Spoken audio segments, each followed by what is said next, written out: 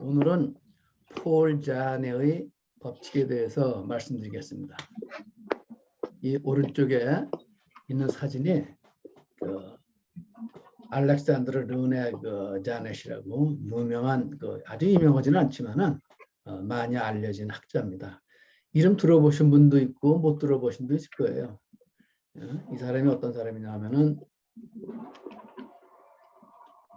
옛날 사람이요. 1823년에서 1899년까지 산 분인데 여러 가지 이렇게 어려운 얘기 들을 거 없이 바로 본론으로 들어가겠습니다. 이 폴 자네의 법칙이라는 게 뭐냐? 시간 수축 효과라는 말이 있어요. Time compression effect. 이게 쉽게 말하자면은 나이가 들어갈수록 시간이 빨리 흘러가는 것처럼 느끼게 되잖아요. 나이가 들은 사람일수록 그런 생각을 많이 하게 되는데 이 나이가 들어갈수록 시간이 빨리 흘러가는 것처럼 느끼게 되는 현상에 대해서 최초로 철학 서적에 쓴 사람이에요. 그래서 유명한 사람입니다. 그럼 이 나이가 흘러갈수록 시간이 그러니까 이게 무슨 얘기냐면은 시간 수축 효과라는 게 말이에요. 어렸을 때는 어른이 되고 싶은 마음에 시간이 빨리 가기만을 사람들이 주로 바란단 말이에요. 그런데 어른이 돼서는 시간이 좀 늦게 흘러가기를 바라요. 그런데 도리어 시간이 빨리 흘러버리는 것 같은 기분이 들어서 상당히 초조해지기 쉽습니다. 시간이 흐르는 속도는 분명히 같은데 개개인마다 시간의 흐름을 느끼는 것이 이게 다른 거예요. 젊은 사람하고 어린애하고 나이 들은 사람하고 특히 나이가 들어갈수록 시간이 빨리 흘러가는 것처럼 느끼는 현상을 시간 수축 효과라고 그러고 폴 자네가 책에 철학 책에 말이에요. 최초에 언급을 해서 이게 유명한 폴 자네의 법칙이라고 이렇게 얘기를 하는데 흔히 우리가 많이 생각하는 그런 현상입니다. 이거를 흔히 망원경 효과라고도 그래요. 이 텔레스코프가 망원경이에요. 이 망원경 효과라는 거는 최근에 있었던 일은 실제보다 더 과거에 일어났다고 기억하고 오래전에 있었던 일은 좀 더 최근에 일어났다고. 나도 옛날에 내가 여러 가지 있었던 일은 아주 선명하게 기억하는 일은 많은데 이 몇 달 전에 일어난 일을 내가 생각이 안 날 때가 많아요. 그래서 이때 내가 이게 내가 망원경 효과를 일으키고 있구나. 이것도 시간 수축 효과의 하나라구나 이렇게 느끼게 되죠. 또 회상 효과라는 말을 이렇게 쓰기도 해요. 우리는 이 회상 효과가 무슨 말이냐면은 우리는 과거의 사건을 회상할 때 예를 들어서 내가 그 회사에 다닐 때 혹은 어디로 여행 갔을 때 내가 여러 가지 상처를 받을 때 등등 기억하기 쉬운 사건을 우리가 이 마음의 생리학에서 말이에요. 어떤 지표로 사용을 하기 쉬워요.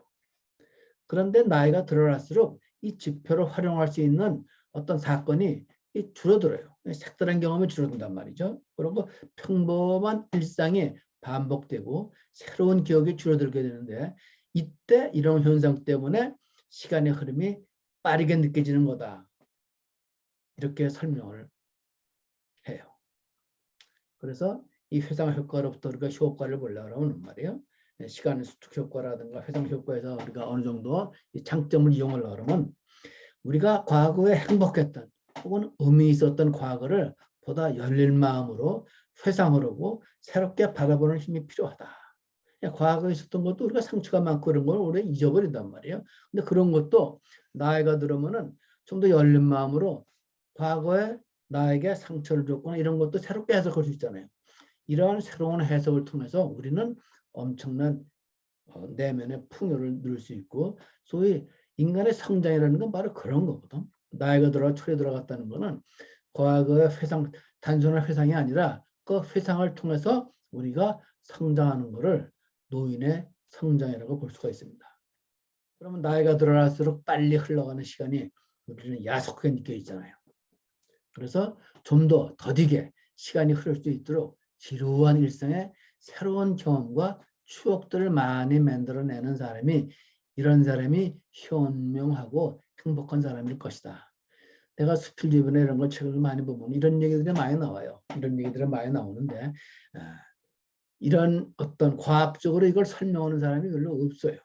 근데 최근에 여러 가지 생리학이라든가 최근에 여러 가지 심리학 이런 데서 이런 것에 대한 언급을 하는 거 보고 굉장히 반가웠어요.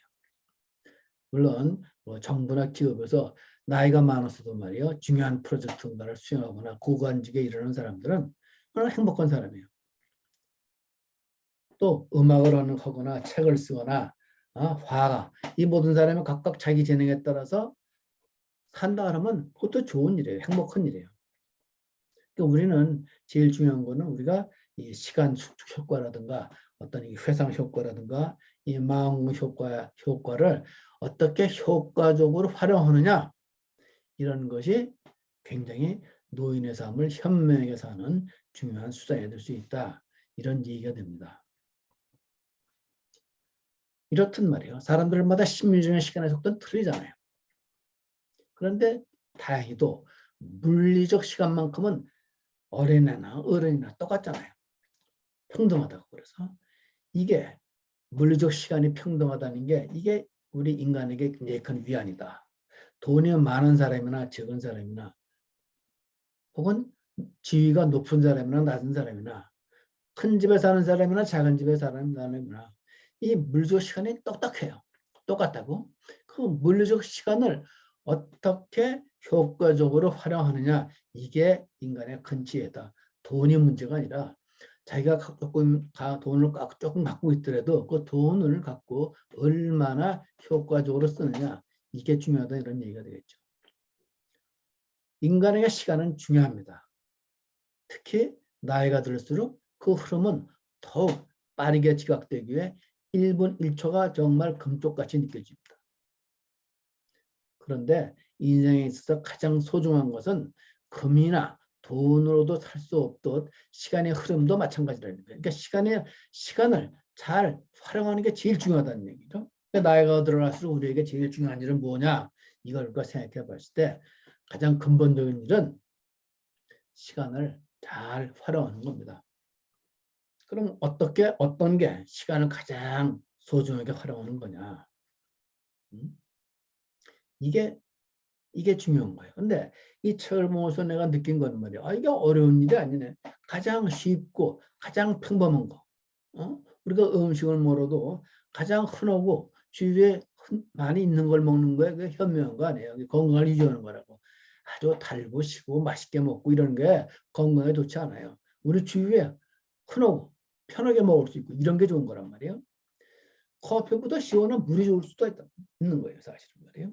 그와 마찬가지로 우리 시간을 가장 소중하게 보내는 일이 뭐냐 하는 걸 내가 한번 생각을 해봤어요. 이건 내 기준이니까 선생님들 기준에 생각해 보시면 좋을 것 같아요. 나 같으면 말이에요. 못 만나던 가족들을 만나서 함께 파티를 즐기는 일이 가장 즐거워요. 내 주위에 있는 가까이 있는 친척들, 친구들, 혹은 가족들을 만나서 함께 파티 즐기면 그게 제일 즐거운 일이야. 또 나는 개인적으로는 커피숍에서 차 한 잔 여유를 즐기면서 독서하는 것도 좋아요. 원래 친구 만나는 것도 좋지만은 오히려 나는 혼자 독서하면 그렇게 좋더라고. 약간 시끄럽지만은 그 시끄러운 분위기 속에서 그 아메리카노 한 잔 시켜놓고 먹으면 그렇게 하는 기분이 좋더라고. 또 좋은 거는 이 와이프와 천천히 동네를 산책하는 거. 이거 굉장히 난 즐거운 일이었어요. 이게 돈도 안 들어가고 같이 산책하고 나면은 나한테 대한 대접도 좀 틀려지고 내 말도 고분고분 잘 들어줄 뿐만 아니라 서로 기쁜 거야. 나는 이게 내 개인적으로. 또 나는 한밤중에 비 오는 소리를 들으면서 생각에 잠기는 일이 많은데 이게 나한테는 굉장히 큰 행복이에요. 나에게는 이게 시간 수축 효과를 가장 잘 활용하는 일입니다. 이런 걸 생각을 하면은 하루가 또 그 시간에 매우 즐겁고 행복하고 더 다른 걸 바랄 필요가 없어요. 이런 일이 무수하게 많은데 우리가 이런 르네 자네가 말하는 그런 시간 수축 효과에서 해방되고 이걸 잘 활용하는 거는 이러한 우리 평범한 일상을 잘 즐기는 거, 잘 조직을 하고 이걸 잘 활용하는 게 중요한데 특히 나이가 들면 노년이 되면 더욱 중요합니다. 이걸 잘하느냐 못하느냐에 따라서 건강한 노년을 지키거나 건강하지 못한 노년을 막거나 하기가 쉽다는 그런 얘기가 됐습니다. 제가 평범하게 얘기를 하지만은 여기에 나오는 뭐 마음 효과라든가 시간 수축 효과라든가 이런 것이 생략적으로 다 증명되는 어려운 그런 해설들이 많은데 난 그런 해설들을 안 붙이고 아주 쉽게 말을 하는데 다 이해가 될 수 있는 거라고 생각을 합니다. 제일 중요한 게 이게 회상 효과예요. 두 번째 말은 이 회상 효과라는 게 가장 중요하다고 생각해요. 이 회상 효과 탓에 시간이 점점 빨라진다고 느껴지는 것이라면 우리는 그 길이를 늘 수가 있어요. 다시 말하면은 이 회상 효과가 아까도 말했지만 이게 무슨 얘기입니까? 이게 거의 나이가 멀수록 빨리 흐르는 시간, 이런 거예요. 쉽게 말하자면은 이게 우리가 이게 쉽게 말하자면 우리가 과거 사건을 회상할 때 내가 그 회사를 다닐 때 어떤 그런 기억을 한다든가 이런 게 회상 효과 아니에요. 그러니까 이런 게 많은 사람은 이게 시간을 더 행복하게 살 수 있다는 얘기죠. 더 건강하게. 그리고 지루하게 살면은 안 된다는 얘기란 말이에요. 그러니까 새로운 경험을 하고 삶에 변화를 주어서 노년을 다채롭고 변화 무쌍한 것으로 바꾸는 게 이게 중요하다. 이 변화는 이러한 변화는 나이와 관계없이 얼마든지 훈련을 통해 가능하다. 또 우리가 운전할 때 느끼잖아요. 우리가 처음 가는 길을 운전할 때는 굉장히 시간이 많이 걸린 것 같아요. 힘들고. 그렇지만 새로운 환경도 많이 봅니다. 그런데 이게 두 번째 가고 세 번째 가고 한 10번째 갈 때는 이게 금방 가요. 이런 것도 이게 회상 효과입니다.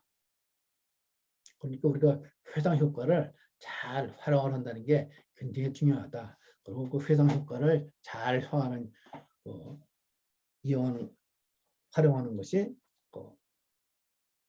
부인들 같은 말이에요. 아이의 눈을 바라보면서 미래를 함께 그려본다든가 뭐 이런 거. 이런 게 굉장히 아름다운 회상 효과다. 이런 얘기가 되겠습니다. 지금 우리가 살고 있는 시대는 이게 4차 산업시대라고 하잖아요. 그런데 우리가 이 시대에 적응하고 살아야 한단 말이에요. 이 4차 산업시대에는 우리가 노인들의 삶을 활동적이며 건강하게 만들어주는 수많은 요소들이 존재합니다. 문제는 어떻게 연결시키고 활용하느냐일 뿐이다. 우리가 줌을 통해서 활용하면 멀리 있는 이렇게 친구들하고도 만나서 얘기하고 얼마나 좋습니까? 이런 걸 많이 잘 활용하고 많이 활용하는 것이 회상 효과를 강하게 할 수 있는 그런 일이다. 이런 얘기가 되겠습니다. 오늘 얘기가 좀 쉬운 얘기 같지만은 이게 결코 쉽지만은 않은 얘기입니다. 이게 제가 말씀드린 얘기는 여러 학자들이 이런 것에 대한 얘기를 많이 해요. 그렇기 때문에 제가 그 모든 내용을 추려가지고 전 나름대로는 쉽게 설명을 하려고 했는데 잘 됐는지 모르겠습니다. 강의를 들어주셔서 감사합니다. 예, 이만 강의를 마칩니다.